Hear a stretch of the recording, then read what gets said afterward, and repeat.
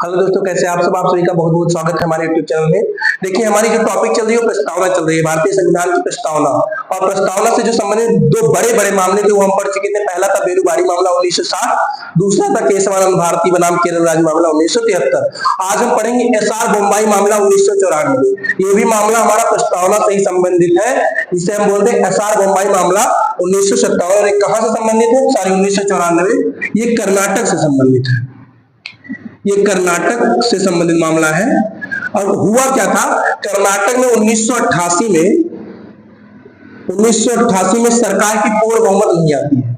सरकार पूर्ण बहुमत में नहीं आती है। एक होती है जनता पार्टी,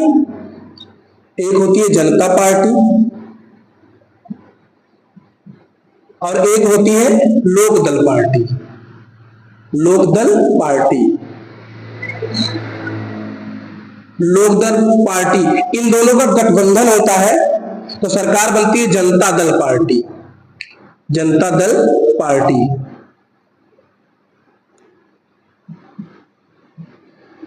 अब जनता पार्टी और लोकदल पार्टी का जो गठबंधन होता है तो फिर बहुमत में आती है सरकार। तो जनता दल पार्टी के गठबंधन से एसआर बोम्बाई, ये जो एसआर बोम्बाई है ये मुख्यमंत्री बनते हैं। कहा के कर्नाटक के मुख्यमंत्री बनते हैं।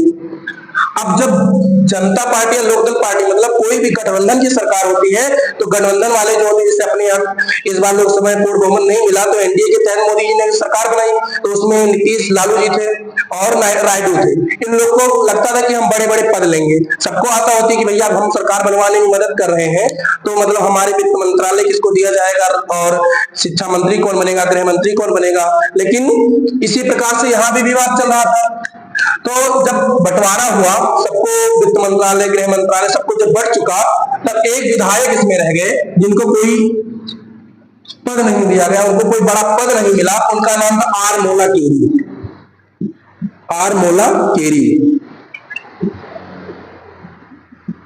मोला केरी अपनी करतूत दिखाना शुरू कर देते हैं। अब भैया आर मोला केरी का संबंध कुछ इस प्रकार से है कि जैसे आपके भैया की शादी हो, आप सबसे ज्यादा मेहनत करें, खूब दौड़े धूपे, गेहूं पिसवाना हो, आप जाए धूप में, जितना काम करना हो आपके भाई की शादी में आप ही करें। फिर क्या हो, तिलक वाले दिन आपके लिए भैया कपड़ा ही मंगाए, तो आपको क्या होगा, रोना आएगा कि नहीं आएगा?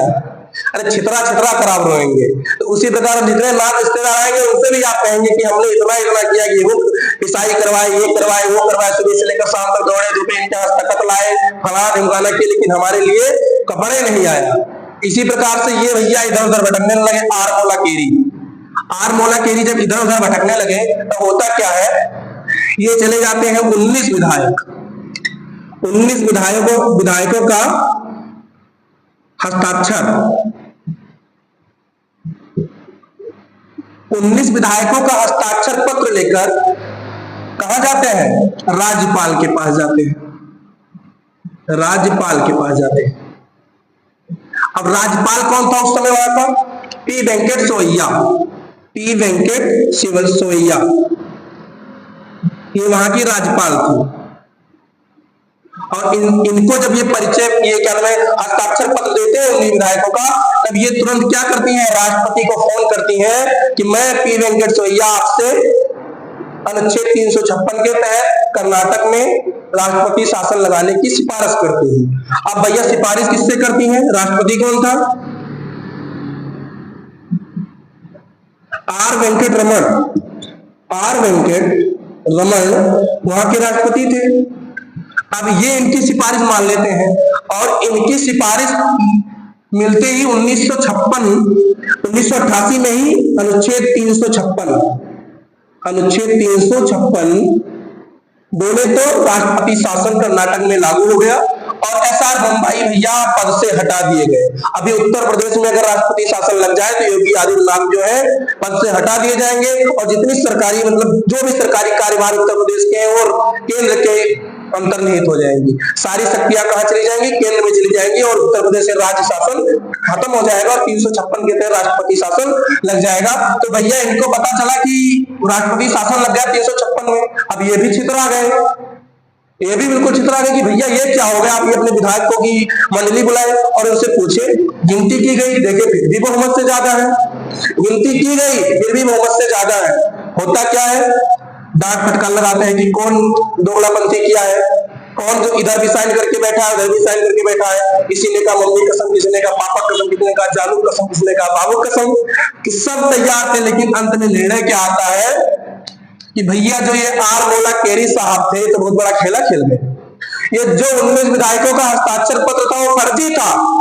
इतने बड़े खिलाड़ी निकले ये, बताइए, पूरे कर्नाटक को हिला के रख दिया, राज्यपाल के पास गया, राष्ट्रपति शासन लगवा दिया, और कैसे 19 विधायकों के फर्जी दस्तावेज से, फर्जी हस्ताक्षर से। अगर ये विधानमंडल में पहले विचार किए होते, पहले पता किए होते कि क्या ये जो विधायक के हस्ताक्षर है क्या ओरिजिनल है, वो खुद ही बना लिए और लेकर चले गए, राष्ट्रपति शासन लग गया। फिर निर्णय क्या आता है, निर्णय आता है कि ये पद से, विधायक पद से हटाए जाते हैं, कुछ समय के लिए इनको प्रतिबंधित किया जाता है कि फला समय तक तुम कोई चुनाव नहीं लड़ सकते। फिर ये होता है कि आने वाले कुछ समय तक तुम्हें कारागार यानी कि जेल की सजा भी भोगनी पड़ेगी। फिर जो निर्णय लेता है सुप्रीम कोर्ट, ये मामला लेकर हाई कोर्ट में जाते हैं। और कौन से high court, Karnataka high court, Karnataka high court में जाते हैं। कर्नाटक हाई कोर्ट इनकी याचिका खारिज कर देता है। Karnataka high court SR Bombay की जो याचिका थी खारिज कर देता है। मामला सीधे सुप्रीम कोर्ट में चला जाता है, और सुप्रीम कोर्ट भैया क्या निर्णय देता है कि इनके जो आर मोला केरी के जो कार्यभार थे सब फर्जी थे, जो 19 विधायकों का दस्तावेज था वो फर्जी था। ये निकल के आता है निर्णय में, और निर्णय ये आता है, निर्णय आता है कि यदि कोई भी सरकार बहुमत में होते हुए संवैधानिक ढंग से कार्य करती है तो उस राज्य में राष्ट्रपति शासन ना लगाया जाए। क्या है कि यदि कोई सरकार, यदि कोई सरकार बहुमत में होते हुए, बहुमत में होते हुए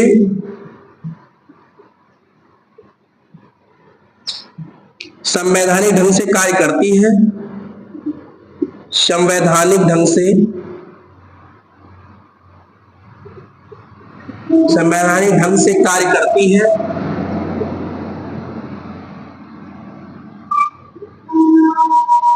तो उस राज्य में, तो उस राज्य में राष्ट्रपति शासन, उस राज्य में राष्ट्रपति शासन